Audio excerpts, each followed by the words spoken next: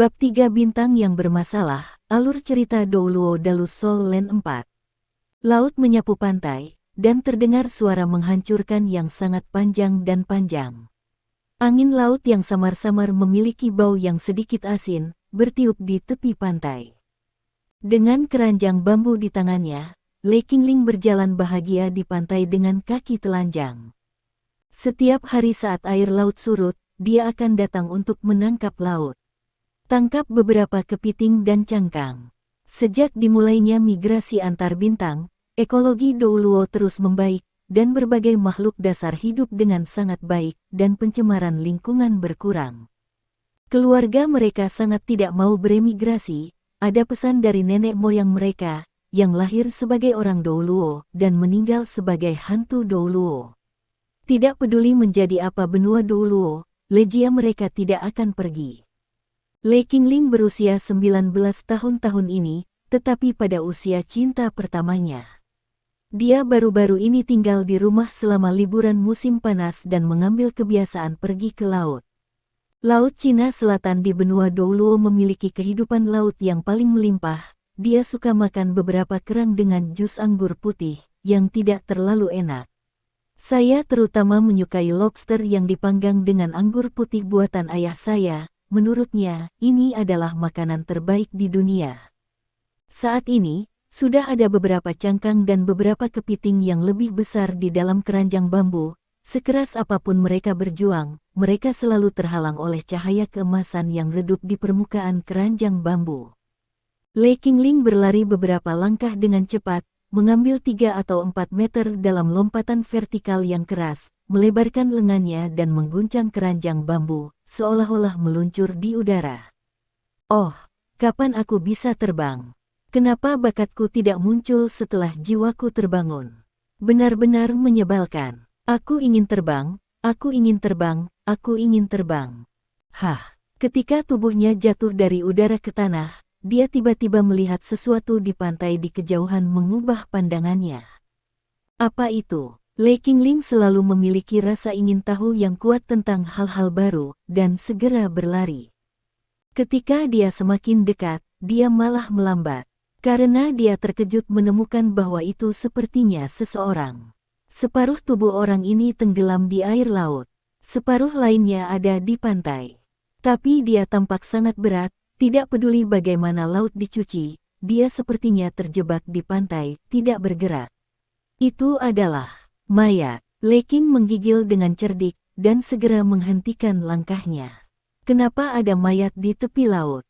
Dia menenangkan diri, menarik napas dalam-dalam, lingkaran cahaya putih samar keluar dari tubuhnya, dan kemudian, 2 kuning dan 1 ungu di bawah kakinya, 3 cincin roh perlahan naik. Apa yang kamu takutkan? Aku adalah master jiwa yang hebat. Bahkan jika dia adalah roh yang kesal, zombie atau semacamnya, aku bisa memurnikannya. Lihat aku, cahayanya bersinar. Cincin roh kuning pertama di tubuhnya bersinar, dan cahaya putih melesat dari tangannya dan langsung menuju ke mayat. Melihat cahaya putih menyinari orang itu, dia sangat puas dengannya. Cahaya sucinya memiliki efek penyembuhan dan pemurnian bagi orang normal. Bagi roh-roh jahat itu, pemurnian menjadi serangan, dan efeknya luar biasa. Cahaya putih jatuh pada orang tersebut, dan Lei Qingling dapat melihat dengan jelas dengan bantuan cahaya, kedua kaki orang tersebut terbuka, dan tubuh bagian atas masih di bawah air. Ini memperkuatnya, gagasan bahwa ini adalah mayat. Tenggelam juga berarti tenggelam. Namun, di bawah pancaran cahaya suci, kaki yang terbuka dari pria itu tampak sangat berkilau, lurus, dan ramping. Sampai setengah kaki di atas lutut, terendam air laut. Primata Lei Qing menghembuskan napas, berpikir dalam hati bahwa ini benar-benar hanya mayat. Panggil saja polisi dan biarkan departemen terkait mengumpulkan mayat. Cahaya suci ditarik kembali. Tepat ketika Lei Qingling akan menggunakan komunikator jiwanya untuk menghubungi departemen terkait, sebuah adegan yang tidak pernah dia duga terjadi. Mendengar suara air, pria itu tiba-tiba duduk dari dalam laut. Kecuali bokong dan bagian penting jantan yang masih di laut, bagian atasnya sendiri benar-benar terbuka. Ah, teriak Le Qingling. Dia sudah melupakan keberanian sebelumnya. Dia melompat mundur dengan tajam, berbalik dan lari. Bagaimanapun, dia memiliki basis kultivasi dari Master Roh hebat 3 cincin, dan kecepatan serbuan ini sangat cepat. Itu sudah 100 meter dalam sekejap. Baru kemudian saya berani melihat ke belakang. Saya melihat pria itu masih duduk di dalam air, seolah dia menggelengkan kepalanya dengan lembut, tapi dia tidak bermaksud mengejarnya. Dengan dadanya naik turun, Le Qingling menepuk dadanya, menstabilkan kepanikannya, memperlambat dan berhenti perlahan. Saya adalah guru jiwa yang hebat, saya adalah guru jiwa yang hebat, apa yang saya takuti? Apa yang buruk tentang saya? Tidak takut, tidak takut, tidak takut. Dia berbalik lagi, tetapi tidak berani mendekat, hanya melihat pria itu dari kejauhan.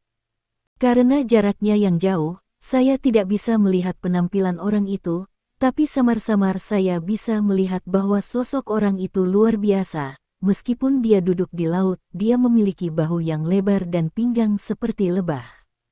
Rambut panjang biru tua tergantung di bahunya, menutupi sebagian besar penampilannya. Keingintahuan Yue Qingling mulai muncul lagi, sedikit mengalahkan rasa takut. Saat dia akan berjalan kembali, pria itu tiba-tiba berdiri. Ah, Le Qingling berteriak lagi. Ini karena melihat hal-hal yang belum pernah dilihat putrinya yang berusia 19 tahun. Dia buru-buru menoleh dan mengarahkan tangan kanannya ke arah pria itu. Bajingan Bao, kamu tidak tahu malu.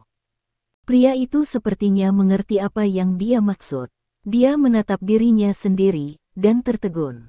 Maaf, saya. Suaranya agak kaku, tapi itu sangat manis.